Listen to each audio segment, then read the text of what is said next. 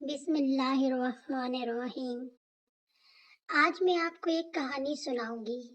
یہ ایک مختصر اور دلچسپ اردو کہانی ہے۔ عنوان اس کا ہے سچی محنت کا پھل۔ ایک گاؤں میں علی نام کا ایک غریب مگر محنتی لڑکا رہتا تھا۔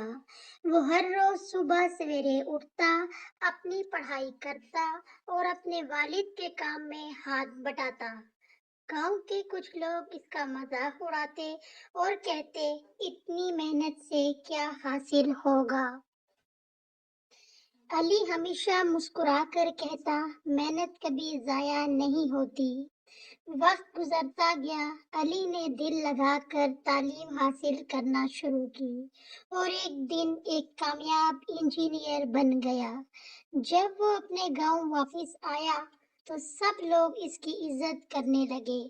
جن لوگوں نے اس کا مذاق اڑایا تھا وہ بھی اس کی کامیابی دیکھ کر حیران رہ گئے۔ دوستو، اس کہانی سے ہمیں سبق ملتا ہے۔ محنت، صبر اور مستقل مزاجی انسان کو کامیابی کی منزل تک ضرور پہنچاتی ہے۔